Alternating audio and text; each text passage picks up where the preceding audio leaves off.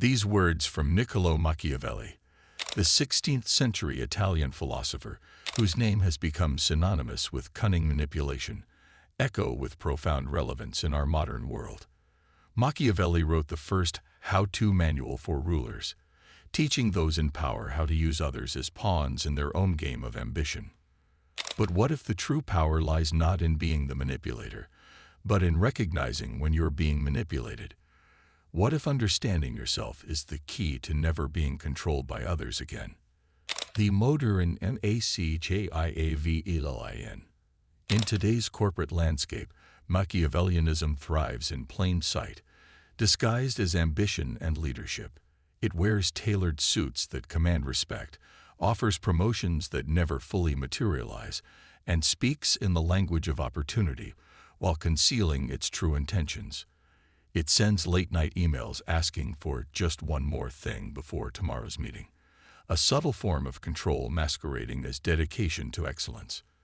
It takes credit for others' ideas while simultaneously making them feel grateful for the opportunity to contribute, an insidious double manipulation that leaves its targets both depleted and indebted. The modern Machiavellian operates with surgical precision, leaving no fingerprints on their manipulations. They conduct thorough psychological reconnaissance, mapping out the terrain of human vulnerability with methodical care. They study desires, not just for advancement or recognition, but deeper yearnings for belonging and purpose. They catalog insecurities with clinical detachment, noting which team members seek validation for their intelligence, their creativity, their work ethic. These observations become leverage points, pressure applied with just enough force to direct behavior while maintaining plausible deniability. What makes these operators so dangerous is their adaptability. In meetings, they project confidence without arrogance. In one-on-one conversations, they create false intimacy through strategic vulnerability. They know when to praise publicly and when withholding approval will extract maximum effort. They are self-serving in ways that appear collaborative, opportunistic under the guise of being resourceful, ambitious while seeming devoted to the organization's mission. These traits form a sophisticated camouflage that not only helps them attain positions of power and status, but renders them nearly undetectable to the untrained eye. Researchers and workplace psychologists have found disturbing data suggesting these personalities are at least as prevalent in professional environments as clinical psychopathy, affecting approximately 1% of the general population, but an estimated 3.5% of executives. This concentration at higher organizational levels speaks to their effectiveness at ascending hierarchies through means both fair and foul. They rise through ranks not by merit alone, but through a strategic manipulation of both situations and people, turning entire departments into unconscious accomplices in their advancement. Consider the familiar scenario that plays out in offices worldwide. A talented professional, 3 years at the company, whose contributions are consistently exceptional, hardworking, efficient, reliable. The type of employee who troubleshoots problems before others notice them. Yet this person finds themselves constantly staying late, taking on additional projects with expanding scopes, their weekends increasingly consumed by work, all with the promise of recognition that never quite materializes. This will look great during performance reviews, they're told. I'm making sure the leadership team knows about your contribution, they're assured. Yet the recognition remains perpetually on the horizon, a mirage that keeps them moving forward through an endless desert of extra effort and diminishing returns. The true mastery of the Machiavellian lies not in forcing compliance, but in making their targets believe that self-sacrifice was their own idea, their own path to success, while the real beneficiary watches from the comfortable position of having everything to gain and nothing to lose. The manipulation playbook. Machiavelli wrote, "Men are so simple and so much inclined to obey immediate needs that a deceiver will never lack victims for his deceptions." This observation cuts to the heart of human vulnerability, our tendency to prioritize immediate rewards over distant consequences, our willingness to believe what we wish to be true rather than what evidence suggests. 5 centuries later, This insight continues to provide the foundation for workplace manipulation that is as effective as it is invisible to its targets. Consider the choreography of professional exploitation.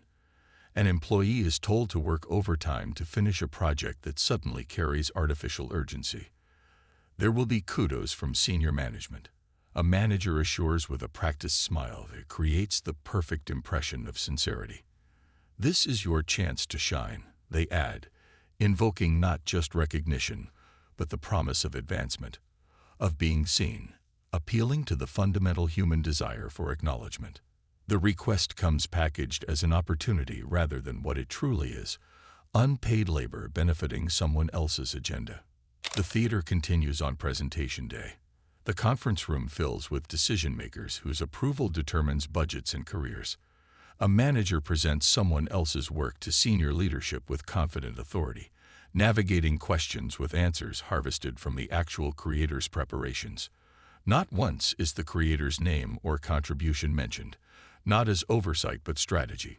Each slide represents hours of someone else's analysis, each insight the culmination of another's expertise, all delivered as though springing from the presenter's own brilliance. Later, congratulations flow to the presenter in hallways and follow-up emails while the actual creator watches from a distance, experiencing the peculiar pain of seeing their intellectual labor claimed by another. The pattern extends beyond isolated incidents into systematic control. Someone works diligently at a computer, making steady progress on deliverables, when a shadow falls across their screen. A manager hovers behind, asking questions about progress, methods, timeline, questions that might seem reasonable in isolation but form a pattern of surveillance. "I just want to make sure we're on track," is the explanation offered with casual authority, though deadlines have never been missed, quality never compromised. This isn't supervision. It's a demonstration of power, a constant reminder of hierarchy, ensuring the psychological upper hand remains firmly established. When the tables momentarily turn, the playbook adapts with fluid precision. Financial reports reveal a manager has been overclaiming expenses for months. Dinner receipts for meals never shared with clients. Transportation costs inflated beyond actual expenditure, small discrepancies that compound into significant ethical breaches. When this is mentioned privately, with genuine concern rather than accusation, the manager's demeanor shifts perceptibly, the confident ease giving way momentarily to something more calculated.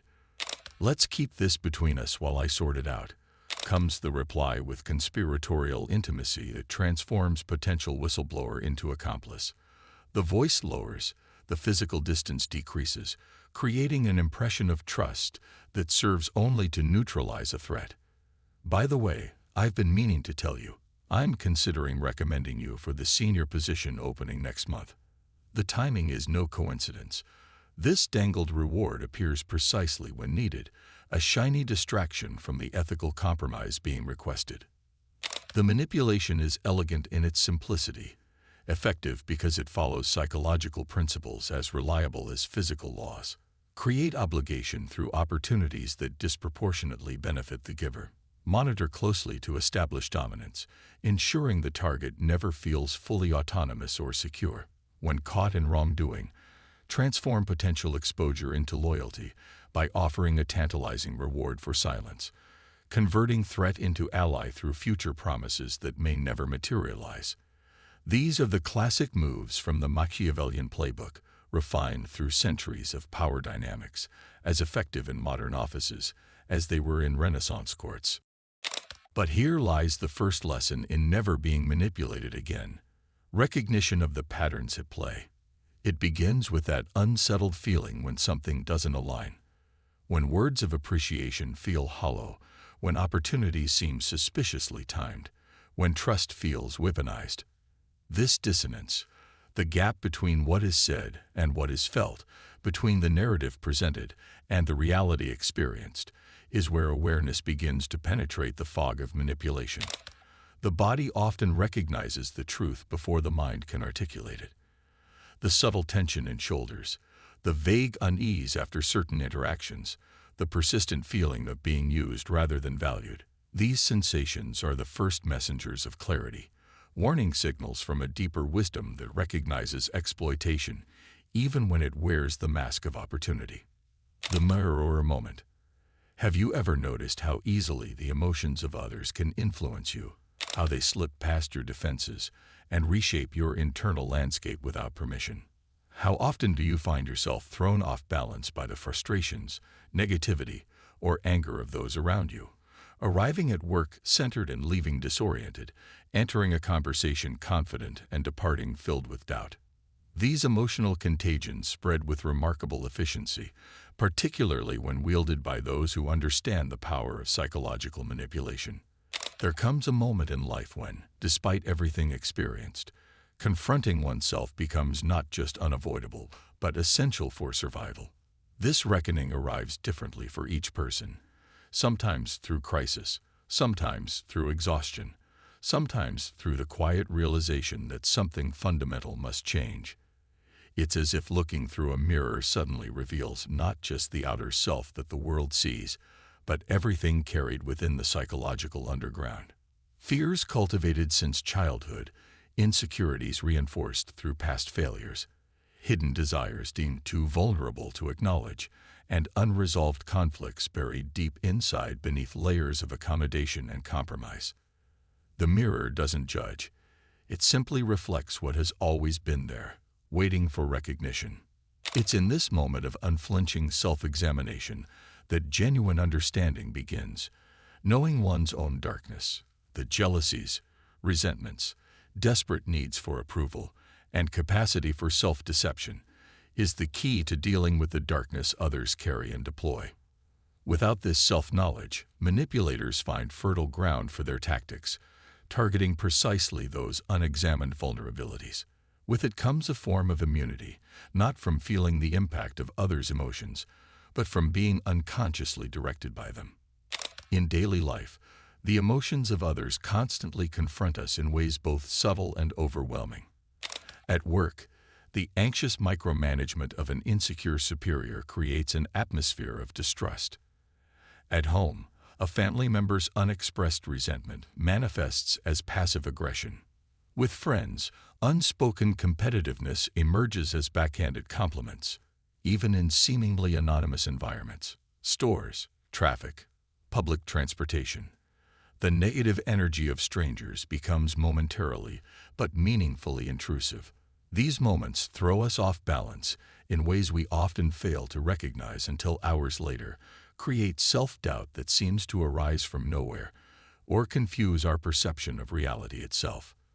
They might trigger guilt that doesn't belong to us, anger that seems disproportionate to the situation, or feelings of being fundamentally misunderstood. The Machiavellian understands this emotional vulnerability intimately and exploits it with precision. The strategic display of disappointment when additional work is declined, the subtle withdrawal of warmth when compliance isn't immediate, the carefully timed explosion of frustration designed to shock others into accommodation. These are not merely emotional reactions, they are tactical deployments designed to maintain control through emotional manipulation. But what if these reactions, these emotions that seem directed at us with such personal intensity, aren't really about us at all? What if the manager's excessive criticism reflects their own fear of failure rather than actual shortcomings in the work? What if the colleague's unexplained hostility stems from personal struggles entirely unrelated to workplace dynamics? What if the way others behave, particularly those with Machiavellian tendencies, has more to do with their own unprocessed pain, unmet needs, and unresolved conflicts than with those around them? This perspective shift represents not just psychological insight, but practical power. It transforms interactions from personal attacks that demand defensive reactions into data points about the internal landscape of others. It doesn't excuse manipulative behavior, but provides critical distance from its emotional impact. Most importantly, it returns agency to those who would otherwise remain unwitting participants in someone else's psychological drama, allowing for response rather than reaction, choice rather than conditioning, strategies born of clarity rather than behaviors triggered by emotional exploitation. The mirror moment is where freedom from manipulation begins, not through controlling others, but through the courageous act of truly knowing oneself. The internal revolution. When daring to face one's own emotions and inner conflicts, a radical transformation begins, not a simple behavioral adjustment, but a fundamental restructuring of how one engages with the world. This revolution starts quietly, often unnoticed at first, in the small moments of resisting automatic reactions. Understanding develops gradually, like a foreign language becoming familiar. Why certain reactions happen in response to others' negative energy, why particular comments trigger disproportionate responses, why some forms of criticism cut deeper than others. The discovery that another's pain is often a reflection of their own unprocessed darkness doesn't arrive as abstract knowledge, but as experiential wisdom born from personal confrontation with one's own shadows. This internal revolution reveals the intricate machinery of emotional projection. The micromanaging supervisor drowning employees in scrutiny often battles their own deep insecurity about competence. The colleague who undermines others' achievements frequently wrestles with feelings of inadequacy they cannot face directly. The executive who demands excessive loyalty struggles with their own sense of unworthiness. These insights emerge not from external observation, but through recognizing similar patterns within oneself. The times when one has criticized others as a defense against self-doubt, when controlling behavior emerged from fear rather than leadership, when demanding perfection from others served to deflect from personal imperfections. Instead of being lost in others' emotions, absorbing them uncritically, reacting automatically, losing boundaries, something profound shifts. Learning to respond with compassion without being swept away becomes possible only after mapping the territory of one's own emotional landscape. This isn't the performative compassion that enables manipulation, but rather a clear-eyed understanding that sees others' behaviors as symptoms of their internal struggles. It acknowledges suffering without taking on responsibility for it, recognizes pain without allowing it to dictate one's actions. The challenge intensifies significantly when confronting Machiavellian behavior. It's exceedingly difficult not to immediately react to the darkness intentionally deployed by manipulators, to remain steady when faced with deliberate provocation, to choose thoughtful response over reflexive defense. Patience of a particular quality is required, not passive endurance, but active engagement with one's own internal processes. This patience creates a gap between stimulus and response where wisdom can enter. Self-knowledge generates the discipline to pause and look inward before engaging with provocations from the outer world, examining which personal vulnerabilities are being targeted and why they remain susceptible to exploitation. But through this process, acknowledging inner processes and giving them space to unfold rather than suppressing them, a remarkable capacity develops. It becomes possible to deal differently with others' frustrations and negativity, particularly the calculated variety employed by workplace manipulators. This difference manifests in subtle but powerful ways. Maintaining boundaries while remaining open to genuine collaboration, recognizing manipulation without becoming cynical, protecting oneself without adopting the tactics of those one seeks to guard against. The mirror of self-knowledge teaches that truly understanding others' darkness only happens after examining one's own shadows, not as philosophical principle, but as practical necessity.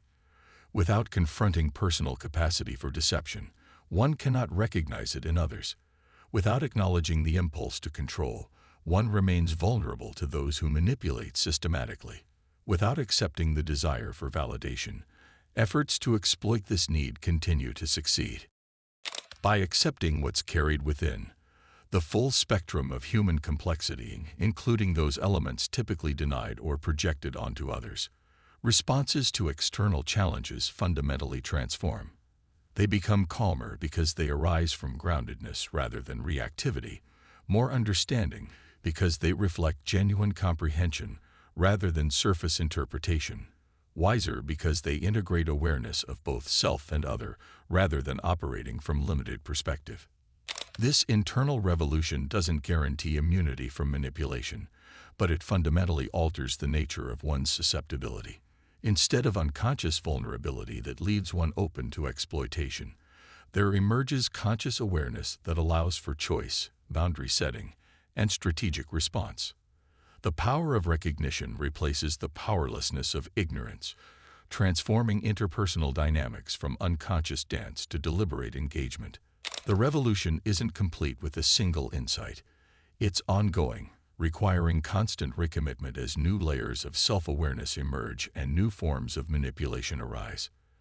But once begun, it creates irreversible change in how one navigates both personal and professional relationships, offering not just protection from Machiavellian tactics, but a more authentic, empowered way of being in the world. The counter-strategy, a treatise on resisting manipulation. Machiavelli wrote, "The first method for estimating the intelligence of a ruler is to look at the men he has around him." Yet perhaps the first method for estimating vulnerability to manipulation lies not in external observation, but in ruthless self-examination, to look at what one hungers for most. For many, this void manifests as a desperate need for validation, the recognition that one's work matters, that one's existence carries weight in the organizational firmament. Understanding this vulnerability, truly grasping its depths, represents the first and most crucial step toward freedom from manipulation. It is a process that requires not merely acknowledgement, but a forensic examination of one's psychological architecture, identifying those load-bearing weaknesses upon which manipulators construct their influence. The Machiavellian's opening gambit often appears deceptively casual. "I need you to work this weekend on the project," they suggest, their tone carefully calibrated to blend authority with informality. Senior management will be watching this one closely. The statement is designed to leave no room for refusal, while simultaneously triggering multiple psychological levers: fear of failure, desire for advancement, the seductive promise of visibility to those in power. Yet the truly masterful response arrives not with compliance nor confrontation, but with measured deliberation. "I'll review my schedule and let you know what's possible." This simple phrase accomplishes extraordinary work. It acknowledges the request without committing, creates a buffer of time that transforms reactivity into intentionality, and subtly shifts the power dynamic from coercion to negotiation. No immediate yes, no emotional reaction. The Machiavellian expects immediate compliance based on emotional needs, the hunger for approval, the fear of disapproval. When there's a pause, when space is created between stimulus and response, the pattern is disrupted. This approach represents something more fundamental than mere resistance. It embodies a complete reorientation of one's relationship to power. It's not about confrontation, but about reclaiming agency through methodical, principled action. The tactics of this reclamation are manifold. First, the meticulous documentation of contributions creates an immutable record that exists beyond the manipulator's narrative control. Each success, each effort, each innovation becomes part of an archive that cannot be erased or diminished by selective memory or deliberate misrepresentation. Second, the strategic cultivation of relationships across the organization breaks the manipulator's informational chokehold. No longer must one rely solely on their validation or interpretation of events. Multiple perspectives provide both protection and clarity, creating a network that serves as both safety net and intelligence web. Third, and perhaps most crucially, responding to monitoring with calm transparency, rather than defensive justification, transforms the dynamic entirely. When surveillance becomes an opportunity for revelation rather than a trigger for anxiety, the manipulator's weapon becomes neutralized. Consider the following scene. Here's a summary of the issues I've noticed, as a folder slides across a desk with deliberate precision. There's concern about potential compliance risks for the department. The typical manipulation begins almost immediately, first minimizing the concerns, then pivoting to hints of promotion. But the centered response remains unwavering. This isn't about career advancement. It's about doing what's right for the company and the team. This statement, delivered without heat but with unmistakable firmness, represents a paradigm shift. It demonstrates that the speaker's motivations exist beyond the realm of transactional manipulation. The Machiavellian's power diminishes precipitously when targets are no longer driven by dangled rewards or implied threats. This transformation comes not from attempting to outmaneuver them at their own game, a fool's errand that merely perpetuates their framework of interaction, but from a profound and evolving understanding of personal values and boundaries. The establishment of these boundaries requires more than mere assertion. It demands continuous reinforcement through consistent action. When one's self-respect becomes the non-negotiable foundation upon which all professional interactions are built, manipulative tactics find no purchase. The would-be manipulator discovers that their usual leverages, fear, ambition, the need for approval, have been rendered ineffective not through confrontation, but through transcendence. This approach represents not merely a defensive strategy, but a fundamental reorientation of one's relationship to work, power, and self. It requires constant vigilance, continuous self-examination, and the courage to maintain boundaries, even when the cost appears high. Yet the reward is nothing less than psychological sovereignty, the freedom to engage with work and colleagues on one's own terms, guided by principles rather than manipulation. In the end, the most sophisticated counter-strategy against Machiavellian tactics is the cultivation of a self so integrated, so aligned with its own values, that it becomes impervious to manipulation not through resistance, but through its very nature. This is not merely survival, it is a form of professional enlightenment. The authentic self, an exploration of personal sovereignty. The uncomfortable truth remains. Becoming yourself requires facing everything you've pretended not to be. This journey demands we confront our carefully constructed facades, our borrowed beliefs, our inherited fears, and the myriad small betrayals of self we've committed in service of acceptance. The reward for this excavation isn't perfectionism or perpetual bliss. It's something far more profound: authenticity and aloofness, the transformative difference between existing and truly living. Life doesn't begin until the self is found. Not the self dictated by parental expectations, societal norms, or peer pressure, but the authentic self, with all its paradoxical complexity, its messy contradiction, its uncharted darkness, and its incandescent light. This self is neither the hero of our fantasies nor the villain of our self-flagellation, but rather the real, breathing, imperfect being that emerges when all masks are finally laid down. When workplace manipulation is confronted, it rarely happens through grand confrontation or elaborate schemes. It doesn't manifest as dramatic scenes of righteous indignation or careful political maneuvering. Instead, true transformation occurs when one becomes fundamentally unmanipulatable, so grounded in self-knowledge, so clear on personal values, so rooted in one's own moral compass, that manipulation finds no purchase. This is not about developing thicker skin, but about developing such presence of being that manipulation becomes irrelevant. The unmanipulatable person moves through the world with a particular quality of attention. They'd recognize immediately when false promises are being dangled like bait, when implied threats lurk beneath seemingly innocuous requests, when praise is weaponized for compliance. Their response is neither reactive nor strategic. It emerges from such deep alignment with their authentic self that it requires no calculation. Machiavelli believed it was better to be feared than loved. That power derived from the ability to control others' actions through intimidation. But there exists another path, one that transcends this binary choice entirely.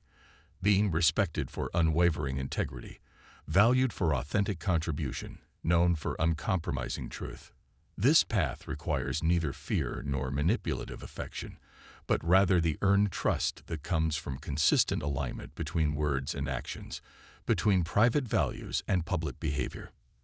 The mirror of self-knowledge teaches us that true power never comes from controlling others or being controlled. It emerges from the quiet strength of self-knowledge, not the self-knowledge that comes from personality tests or self-help books, but from the profound recognition of one's own shadow and light, one's deepest fears and highest aspirations. This is the self-knowledge that comes from sitting with discomfort until it yields its wisdom, from facing one's own capacity for both good and evil, from acknowledging the gap between who we are and who we wish to be. Standing firmly in this truth requires a different kind of courage than that celebrated in our culture. It's not the courage of public display or dramatic confrontation, but the courage of quiet consistency. It's the courage to say no when everything inside screams yes for the sake of approval. It's the courage to remain silent when others expect performance, to speak when others prefer silence, to act from principle rather than expedience. This journey toward the authentic self is not a destination but a practice. Each day presents new opportunities to choose authenticity over comfort, truth over convenience, integrity over advancement. Each choice carves deeper grooves of character until becoming oneself is no longer an effort, but an expression of one's essential nature. In the end, the authentic self is both armor and beacon. It protects us from manipulation not through defensive posture, but through the sheer force of integrated being. And it illuminates a path for others, demonstrating that there exists an alternative to the exhausting performance of false selves, a way of being that is simultaneously more challenging and infinitely more rewarding than the paths of manipulation or compliance. The mirror of self-knowledge ultimately reveals that the truest form of power is sovereignty over oneself. When we achieve this sovereignty, we neither need to fear others nor to control them. We simply stand in our truth, and in doing so, change the entire dynamic of every relationship and every interaction we encounter. And what about you? Have you noticed how the emotions of others influence you? What might change if you first examined your own feelings and reactions before trying to understand what's happening with others? The mirror awaits. The question isn't whether this journey will happen. Life brings it through crisis, loss, or the quiet desperation of an unlived life. The question is whether it will be approached consciously, with purpose, or if dragging will be necessary. Machiavelli's greatest contribution wasn't teaching manipulators how to control others. It was inadvertently showing how to recognize manipulation and reclaim power through self-knowledge. The most profound reflection is always your own.